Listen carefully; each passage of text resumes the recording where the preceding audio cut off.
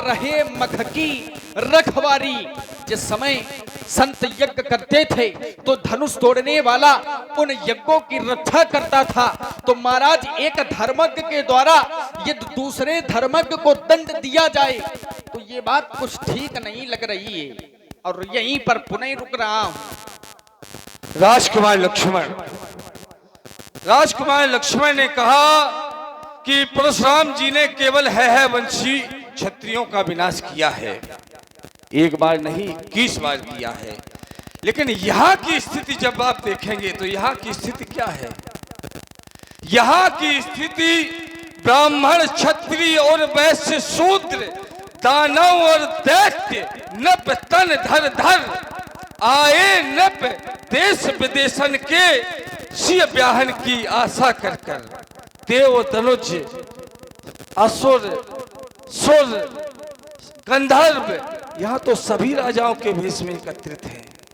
जब यहाँ पर वेश में ही छल है, वेश में ही छल है, तो यहाँ पर अत्याचार होने की स्थिति बराबर थी। यहाँ पर परशुराम की उपस्थिति आवश्यक थी।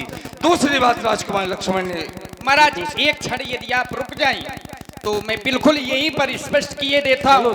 देखिए आप कह रहे हैं कि लक्ष्मण यहाँ पर जिस समय राजा जनक ने ये प्रण रखा सोई पुरारी को दंड कठोरा और राज समाज आज जो तोरा त्रिभुवन जय समेत वैदेही बिना ही विचार बरो हटते ही। तो इस प्रण को सुन करके यहाँ पर राजा भी आए हैं और देवता भी आए हैं, दानव भी आए हैं। हाँ ये बात ठीक है। क्यों? इसका हम समर्थन करते हैं क्योंकि हमने स्वयं ये अपने इन नेत्रों से देखा था।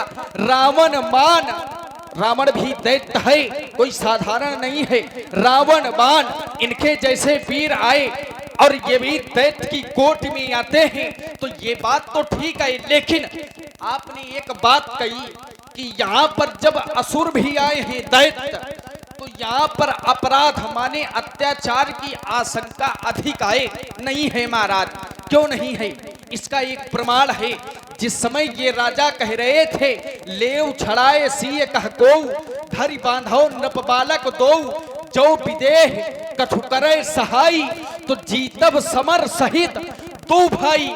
तो महाराज उस समय ये लखन राम डर बोल न सकहीं, ये जो लक्ष्मण है ये बोल नहीं रहा था। क्यों? क्योंकि वहां पर राम जी का भय था। यदि हमारे महाप्रभु आदेश दे देते तो इन राजाओं में इतनी सामर्थ्यता थोड़े कि ये राजा यहाँ पर अत्याचार कर पाते। इन राजाओं में अत्याचार करने की कोई सामर्थ्यता नहीं है महाराज। इसलिए फिर से कह रहा हूँ विचार करने की आवश्यकता है। हाँ बिल्कुल। राजकुमार लक्ष्मण, वाह राजकुमार लक्ष्मण, लखन राम डर बोल न सके। यहाँ पर राम का डर है बोलने के पहले। हाँ बिल्कुल यहाँ पर डर है। और अभी थोड़ी देर पहले माखे लखन कुटिल भई भौहें। वाह। तो राजकुमार लक्ष्मण उस समय राम का डर नहीं था। उस समय जब उस समय जनक था, क्योंकि सामने जनक था, जनक योगी हैं। जनक से तुम्हें यह था कि जनक क्षमा कर देंगे, अगर मुझसे कोई अपराध हो गया तो क्षमा कर देंगे। तो वहां पर भारी विशाल क्रोध कर डाला। और यहाँ देख रहे थे कि देश देश के भूपति नाना, यहाँ पर दैत्य असुर सुर सब हैं, तो यहाँ पर प्रतीक्षा कर रहे थे। इसीलिए मैं कहता हूँ कि ये इतना बड़ा पक्ष लगा है राम का कि बिना जहाँ वैसी कोई बात आएगी तो बोल जाएगा, लेकिन जब यहाँ दैत्य सामने आए तो प्रतीक्षा कर रहा था कि जब राम जी आदेश दें तब बोलेगा। राजकुमार लक्ष्मण, एक और बिंदु राजकुमार लक्ष्मण का आया था। राजकुमार लक्ष्मण ने कहा कि धनुष गुरु की आज्ञा से टूटा है। पहले चक्र में ही आपका ये आया था, छूट जाता है कई बार चूंकि अधिक हो जाते हैं बिंदु। तो राजकुमार लक्ष्मण, गुरु की आज्ञा से धनुष टूटा है, राजकुमार लक्ष्मण ने कहा था। तो राजकुमार लक्ष्मण, ये बात मैं मानता हूं कि माँ तु पिता प्रभु गुरु के बानी बिना ही विचार करी शुभ जानी। लेकिन इस पर भी विचार होना चाहिए। अगर गुरु कोई ऐसा आदेश दे दे जिससे लगता है कि धर्म का नुकसान हो रहा है, तो वहां गुरु की बात भी टाल देनी चाहिए।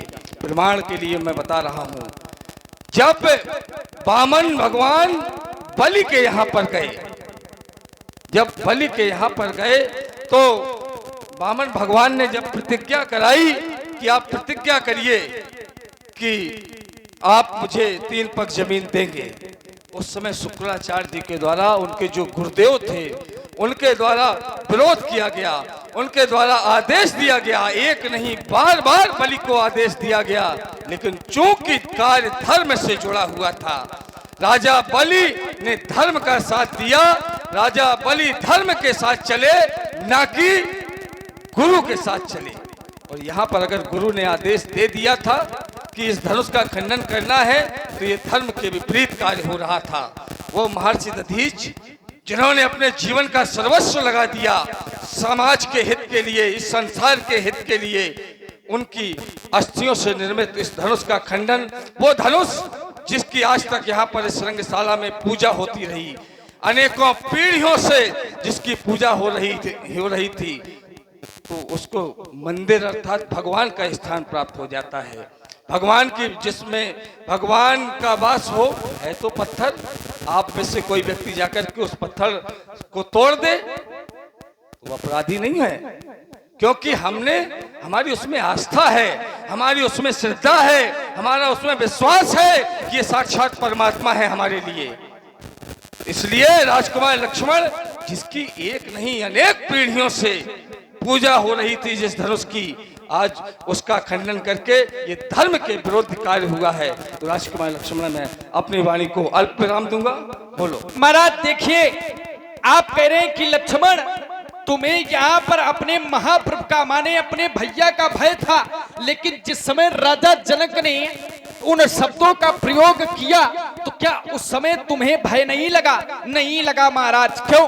क्योंकि हमारा बिल्कुल स्पष्ट एक कथन है, यदि हमारा कोई भी, चाहे जितना हमारा संबंधी व्यक्ति हो, यदि कोई हमारी माता जी का अपमान करेगा, कोई हमारे पिताजी का अपमान करेगा, तो उसका हम विरोध अवश्य करेंगे। कोई विरोध करे और चाहे ना करे, लेकिन हम उसका विरोध करेंगे। और वही मैंने किया। राजा जनक ने यहाँ तक कह दिया, अब जन को माघे भटमानी और वीर विहीन मही मैं जानी। ये जो धरती है ये हमारी माता है, माता। और कोई हमारी माता जी का अपमान करे तो फिर महाराज हमें वहां पर किसी के आदेश की आवश्यकता नहीं है। यही मैंने किया। राजा जनक ने हमारी माता का अपमान किया तो मैंने उनका विरोध किया। लखन सकोप बचन जे बोले तो डगमगान मही दिग्गज डोले।